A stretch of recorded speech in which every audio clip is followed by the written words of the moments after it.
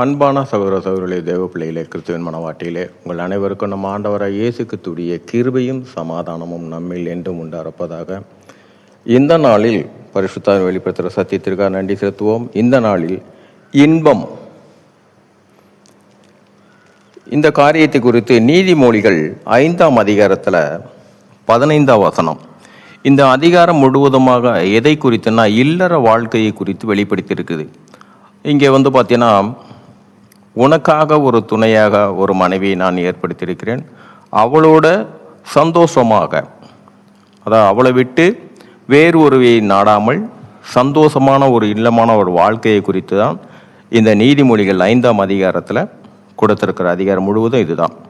இங்கே நீதிமொழிகள் 5ஆம் அதிகாரம் 15ஆம் வசனத்தில் என்ன சொல்கிறாருன்னா, உன் கிணற்றில் உள்ள தண்ணீரையும் உன் துறவில் ஊறுகிற ஜலத்தையும் பானம் பண்ணு. உனக்கு எல்லாவற்றையும் நான் கொடுத்துட்டேன். கானான் தேசத்தில் நீ ஜீவனம் பண்ணும்படியாக உனக்காக ஒரு ஸ்தலத்தையே கொடுத்துட்டேன். அதிலிருந்து உனக்கு விளையிறதும் உனக்கு கிடைக்கிறதும் எல்லாத்தையும் அதிலிருந்து நீ சந்தோஷமாக உன் குடும்பத்தாரோட சந்தோஷமாக வாடும்படியாக தான் இந்த அதிகாரம். இது ஆவிக்குள்ளாக பார்த்தீங்கன்னா, யோவான் 4ஆம் அதிகாரத்தில் 14ஆவது வசனம். இங்கே ஆண்டவராய் இயேசு கிறிஸ்து அவருக்கு தாகம் உண்டாவது. சமாரியா ஸ்திரீக்கு போகும்போது அந்த ஒரு கிணற்றில் இருக்கிற தண்ணீரை கேட்குறாரு. அப்போது அந்த ஸ்திரீயுடன் தேவன் இடைப்படுகிற காரியம். இங்கே யோவான் 4ஆம் அதிகாரம் 14ஆம் வசனம், நான் கொடுக்கும் தண்ணீரை குடிக்கிறவனுக்கோ ஒரு காலமும் தாகம் உண்டாகாது. நான் அவனுக்கு கொடுக்கும் தண்ணீர் அவனுக்குள்ளே நித்திய ஜீவ காலமாய் ஊறுகிற ஊற்றாய் இருக்கும் என்றார். இங்கே அவர் எதை குறித்து சொல்லுகிறார்னா, ரட்சிப்பை குறித்து சொல்லுகிறார். இந்த ரட்சிப்பு நமக்கு கிடைச்சது விடுதலை. உலகத்திலிருந்து மாத்திரமல்ல, பாவத்திலிருந்தும் சாவத்திலிருந்தும் எல்லாவற்றிலிருந்தும் நமக்கு ஒரு விடுதலை ரட்சிப்பின் மூலமாக தான் கிடைச்சது. அந்த ரட்சிப்பை குறித்து தான், இன்பத்தை குறித்து அங்கே கண்டு விசுவாசிக்கும்படியாக நீதிமொழிகள் 5ஆம் அதிகாரம் 15ஆம் வசனம் சொல்றாரு. இங்கே காணாமல் இன்பத்தை அடைவது, அந்த காணாமல் நம்ம ஒரு இன்பம் அடையணும்னா அது எதன் மூலியமான? ரட்சிப்பின் மூலியமாக தான். இன்னைக்கும் நாம் ஆண்டவரை ஏற்றுக்கொண்டு இப்பொழுதும் நம்முடைய எல்லா காரியத்திலிருந்தும் நாம் யாரிடத்திலிருந்து பெற்றுக்கொள்கிறோம் என்றால் அந்த இரட்சகர் மூலியமாக தான், அந்த ரட்சிப்பின் மூலியமாகத்தான். இங்கே அவர் சொல்லுகிற காரியம், நாம் அந்த இரட்சகரை பற்றி கொள்ளும்போது இன்பம், இந்த உலகத்துக்கு உண்டான சந்தோஷம் அல்ல, அது ஒரு நொடியில் காணாமல் போயிடும். ஆவிக்குள்ளாக களி கூறுவதற்கு நாம் இரட்சகரை, நமக்கு ரட்சிப்பு கொடுத்த இரட்சகரை நாம் பற்றி கொள்ளும்போது, உறுதியாக பற்றி கொள்ளும்போது, இங்கே அதுதான், நான் கொடுக்கும் தண்ணீரை குடிக்கிறவனுக்கோ ஒரு காலம் தாகம் உண்டாகாது. நான் அவனுக்கு கொடுக்கும் தண்ணீர் அவனுக்குள்ளே நித்திய ஜீவகாலமாய் ஊறுகிற ஊற்றாய் இருக்கும் என்றார். அதே இன்னொரு காரியத்தை பார்த்தீங்கன்னா, வெளிப்படுத்தல் 21ஆம் அதிகாரம் 6ஆவது வசனம். இங்கே இருக்கிற காரியத்தை பார்த்தீங்கன்னா, அன்றியும் அவர் என்னை நோக்கி, ஆயிற்று, நான் அல்பாவும் ஒமேகாவும் ஆதியும் அந்தமுமாய் இருக்கிறேன்.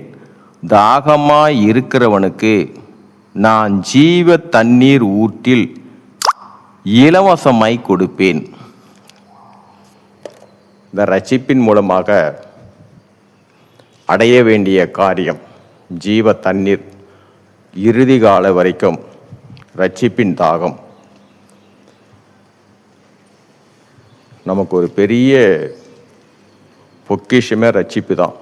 ஏன்னா அந்த ரட்சிப்பை அடைய வேண்டியபடி பழைய ஏற்பாட்டில் இருந்த பரிசுத்தவான்களும் நீதிமான்களும் ராஜாக்களும் எத்தனை பேர் நமக்கு முன்பாக இருந்தவர்கள் எல்லாருமே இந்த ஒரு ரட்சிப்புக்கு வேண்டி எவ்வளவோ பாடுகளை பட்டார்கள். ஆனால் இலவசமாக நமக்கு இந்த கிடைச்ச ரட்சிப்பினால இதை நாம் அதை உணர முடியாமல் இருக்கிறோம். ஒரு பெரும் பாக்கியமான காரியம் இந்த நமக்கு கிடைச்ச இந்த ரட்சிப்பு தான். இந்த ரட்சிப்பினால தான் எண்ணி பார்த்தீங்கன்னா நீதிமான ஆக முடியாது.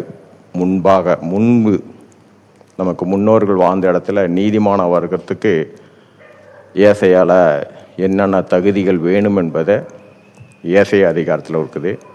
அதே மாதிரி பரிசுத்தவான்கள் ஆகிறதுக்கும் சரி, நம்ம இது இலவசமாகவே நீதிமானாகவும் பரிசுத்தவான்களாகவும் தேவனுடைய புத்திரர்களாகவும் கிறிஸ்துவுடைய சரீரத்தின் அங்கமாகவும் கிறிஸ்துவுடைய சாயலாகவும் இந்த வேளையிலும் உலகத்தானை நம்மை கண்டு அஞ்சுகிறருக்கு சகல அதிகாரத்தையும் பெற்றவர்களாக நாம் இருக்கிறோம் என்றால் இது எல்லாமே எங்கிருந்துன்னா அந்த ரட்சிப்பின் மூலமாக தான் கிடைத்தது.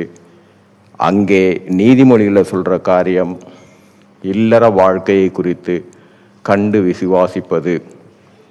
இங்கே நமக்கு கிடைச்ச ரட்சிப்பு காணாமல், நமக்கு அறியாமல், நம்ம எப்படி ரட்சிக்கப்பட்டோம்னு நமக்கு தெரியாது. காணாமல் வந்தது நம்முடைய சந்தோஷம், கலிகுருவது எல்லாமே இந்த ரட்சிப்பின் மூலமாக தான். இங்கே கொடுக்கப்படுற காரியமே அதுதான். சரி, இந்த வார்த்தைக்காக ஆவியான வெளிப்படுத்துகிற சத்தியத்திற்காக நன்றி செலுத்துவோம்.